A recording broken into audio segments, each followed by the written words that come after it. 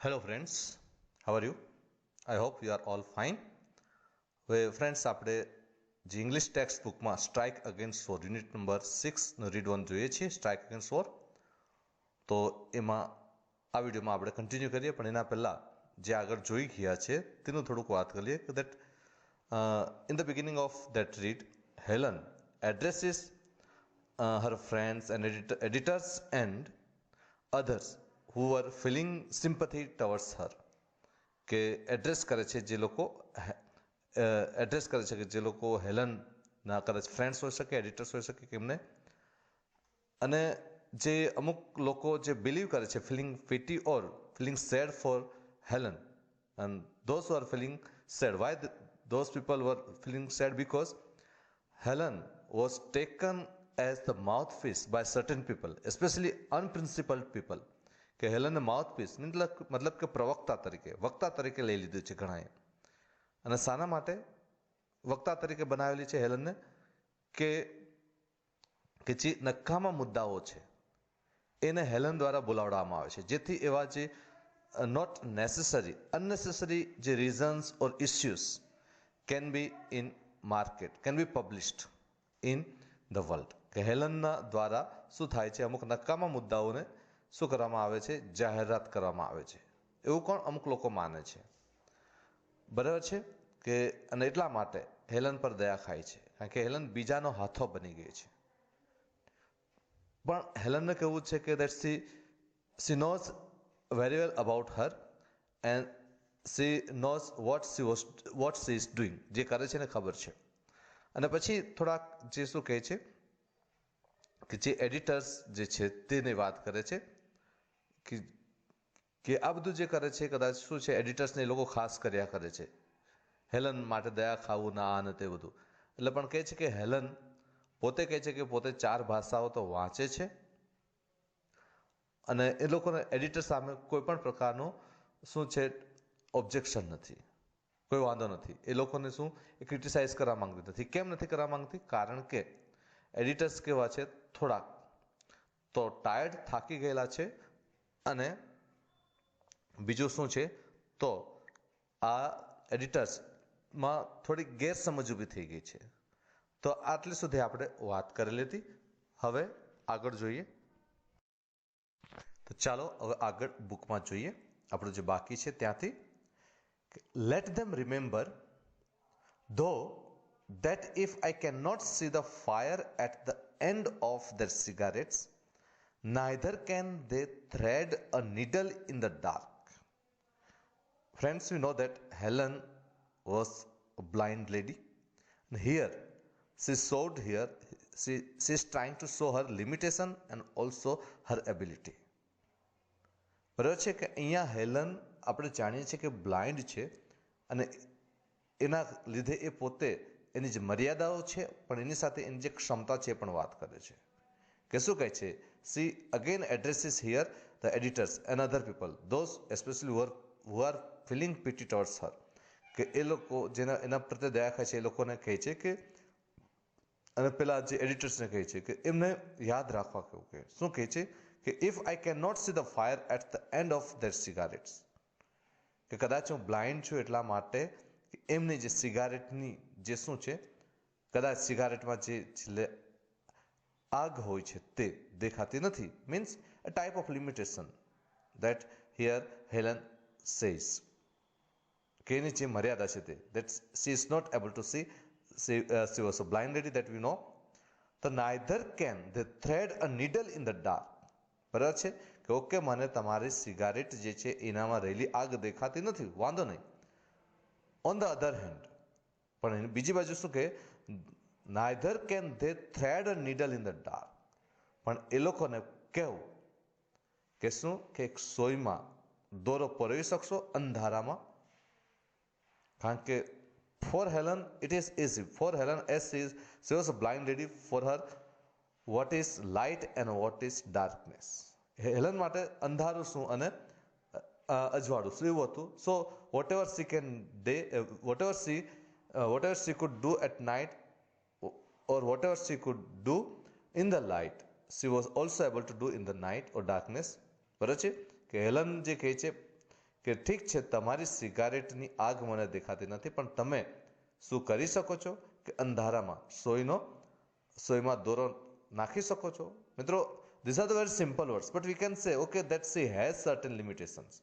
She is trying to say that, okay, she has limitation. એની મર્યાદાઓ છે at certain places. મર્યાદાઓ છે, but with that also she has special abilities.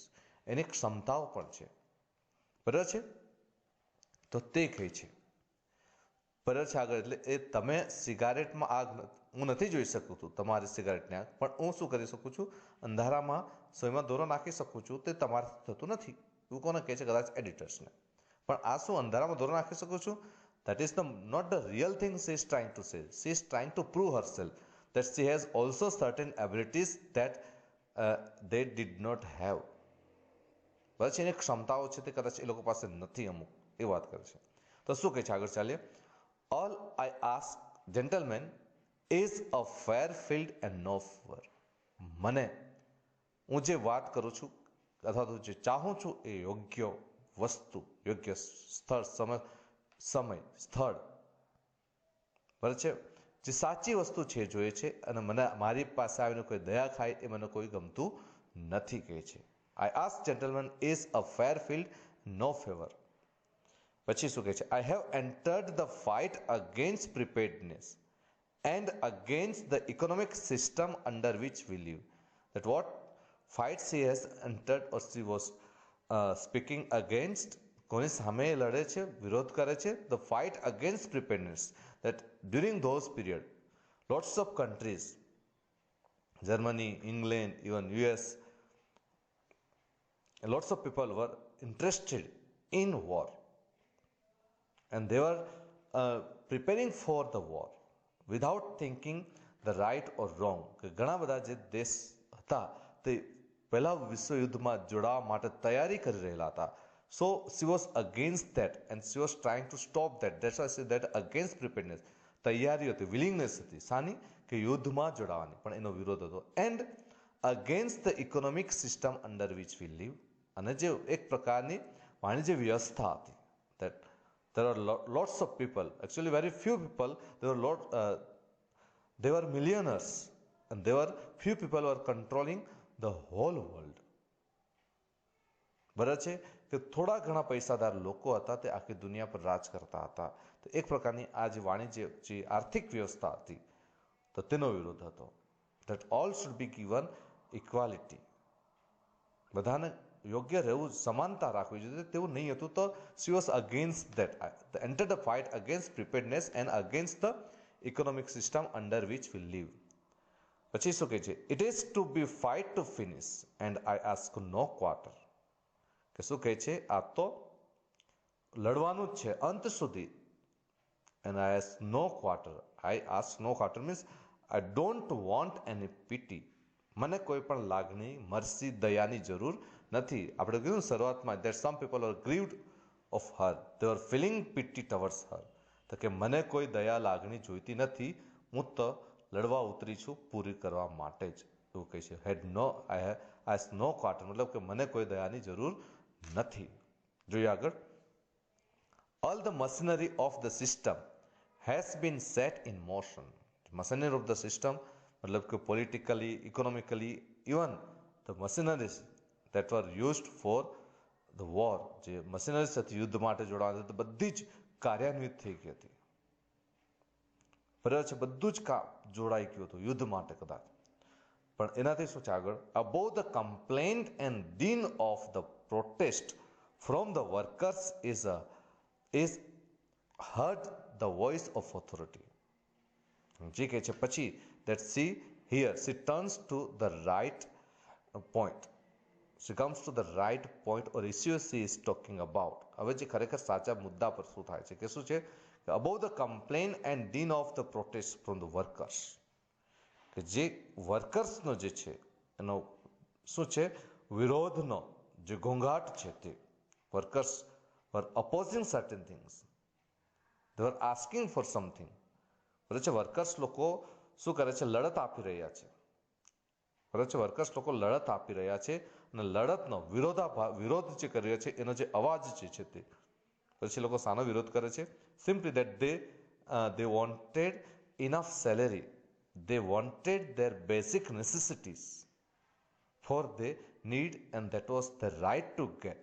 બરાબર છે, workers લોકોને કામદારોને મૂળભૂત જરૂરિયાતો માટે માંગ કરતા હતા. એ લોકોને પૂરતી જે આવક માટે એ લોકો શું હતો, અમુક બાબતોનો વિરોધ કરતા હતા. એ વિરોધનો અવાજ આવતો હતો, ડીન ઓફ ધ પ્રોટેસ્ટ, એ વિરોધનો જે અવાજ હતો તેનાથી બહારથી કોઈક બીજો અવાજ આવે. Hard the voice of authority, એટલે કે સત્તાનો અવાજ આવતો હતો. કોનાથી દૂરથી? એનાથી ઉપરથી. તો વર્કર્સ લોકો, કામદાર લોકોના અવાજની ઉપરથી એક બીજો અવાજ આવતો હતો. વર્કર્સનો અવાજ શાનો હતો? વિરોધ કરેલો હતો. શાનો? તે વાત કરી લોકોને મજૂરી બાબતમાં ને એ બધું હતું, તેનો વિરોધ ચાલતો હતો ત્યારે લોકો. તો એ અવાજની ઉપરથી બીજો એક અવાજ આવતો હતો, વોઇસ ઓફ ઓથોરિટી. શાનો હતો એ? શું કહે છે? ફ્રેન્ડ્સ, ઇટ સેઝ, જે અવાજ કહે છે, friends, fellow workmen, patriots, your country is in danger. કે જે અવાજ આવતો હતો બરાબર છે, એક સ્પીચ. એ કોણ? હેલન કહે છે કે એક અવાજ આવે છે કે આ લોકોને, કે શું છે?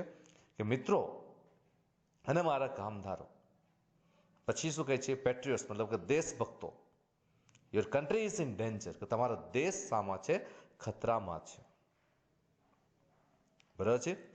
તો કેવી રીતે ખતરામાં છે તે આપણે જોઈએ. પણ જો કે વર્કર્સનો અવાજ દબાવી દેવા માટે એનાથી ઉપરથી એક બીજો અવાજ આવે છે. અને એ વર્કર્સના અવાજ દબાવવા માટે એ લોકો શું કરે છે? કીધું ને that they are asked to stop their protest in the name of the country. કે એ લોકોનો અવાજ જે છે તે વિરોધ જે છે અટકાવી દેવાની વાત કરે છે. અને શાના નામ પર? દેશ અને સ્વતંત્રતાના નામ પર અટકાવી દેવાની વાત કરે છે. તો આપણે જોઈએ આગળ. તો આગળ જોઈએ નેક્સ્ટ પેજ પર શું છે કે there are foes on all sides of us. Foes, enemies, દુશ્મનો. All sides of us means everywhere around the country. US. બરાબર છે, કે દેશની ફરતેથી. US મતલબ કે યુનાઇટેડ સ્ટેટ્સ જે છે ત્યાં તો કહે છે, ત્યાંના જે ઓથોરિટીઝ જે કહે છે, કોને? આપણા વર્કર્સને કહે છે. ધ્યાન રાખજો આ બધું, કારણ કે કીધું ને આપણે જોઈ ગયા છે આગળ કે my friends, fellow workmen, patriots, your country is in danger. કે બધા વર્કર્સને કહે છે કે આપણો દેશ ખતરામાં છે. અને શું છે ત્યાં? there are foes on all sides of us, મતલબ કે enemies are there everywhere around them. કે enemies દુશ્મનો છે ફરતેથી, foes દુશ્મનો. there is nothing between us and our enemies except the Pacific Ocean and Atlantic Ocean. કહે છે કે enemies દુશ્મનો, foes, અને જે US, એટલે અહીંયા તો અસ છે, એ અસ આપણે પણ એ રીતે પણ US મતલબ આપણે યુનાઇટેડ સ્ટેટ્સ જે છે, તો કહે છે કે આપણે મતલબ કે યુનાઇટેડ સ્ટેટ અને દુશ્મનોની વચ્ચે શું રહી ગયું છે? એક્સેપ્ટ માત્ર રહી ગયું છે Pacific ocean and Atlantic ocean. આ બે જ માત્ર શું રહી ગયા છે? મતલબ in short we can say that there were enemy armies everywhere around them.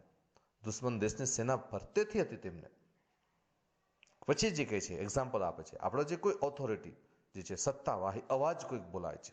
કોણ બોલે છે કીધું નથી, પણ સત્તાવાહી અવાજ છે. તો કહે છે બધેથી દુશ્મનો આવી ગયા છે. પછી આગળ કહે છે look at what has happen to Belgium. બેલ્જિયમનું શું થયેલું? જોવું કે શું થયું છે બેલ્જિયમનું. Consider the fate of Serbia. સર્બિયાનું નસીબ શું છે? મતલબ both the countries were destroyed during that war. Belgium અને સર્બિયાની હાલત કેવી થઈ છે જોવું કે they are ruined. અને પછી કે will you murmur about low wages when your country, your very liberties are in danger? See that indirectly the voice of authority just trying to stop their protest, their objection against their daily wage.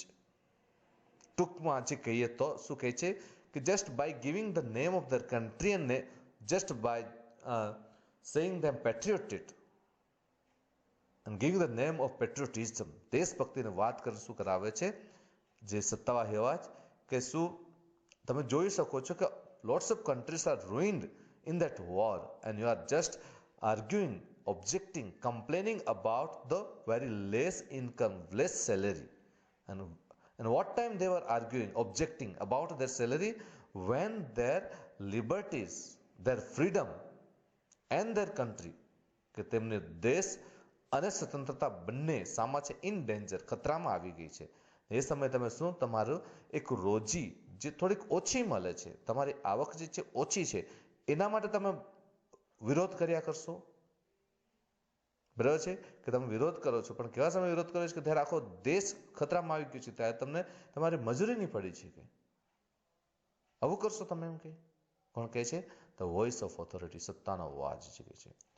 Vote are the miseries you endure compared to the humiliation of having a victorious German army sail off the East River? કહે છે કે એવી તો તમે just compare your self. Think one side your liberty is in danger, your country is in danger, and another side just you are talking about low wages, your miseries.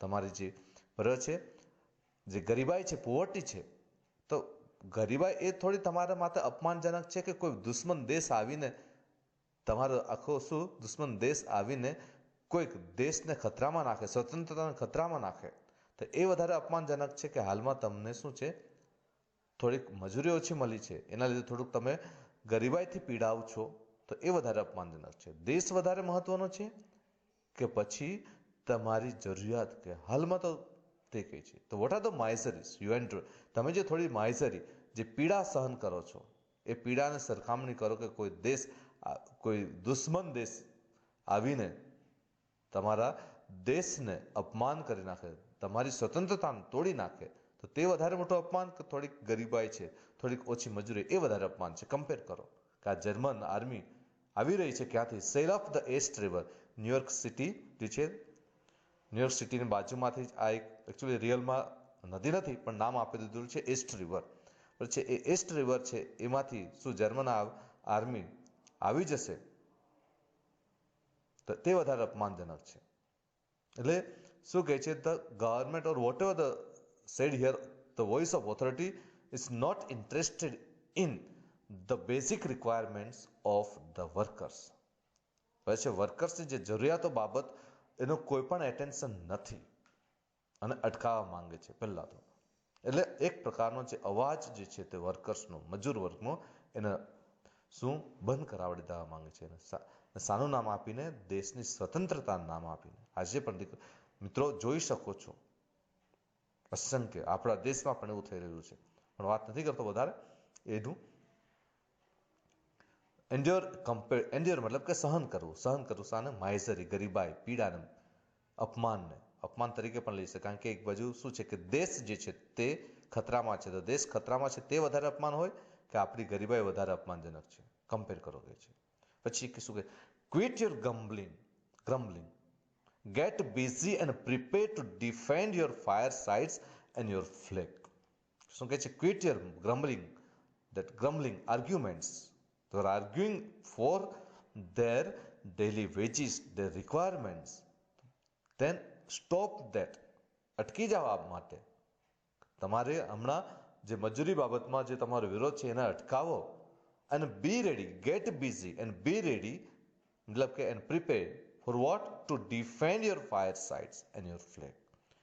કે તૈયાર થાવ, શાના માટે તૈયાર થાવ? કે ડિફેન્ડ યોર ફાયરસાઇડ, મતલબ તમારું ઘરને બચાવવા માટે, અને તમારો ફ્લેગ મતલબ તમારા દેશને બચાવવા માટે તૈયાર થઈ જાઓ. Forget about your daily wages કે low wages. Don't think of that, don't argue for that, but now it is the time to protect your country.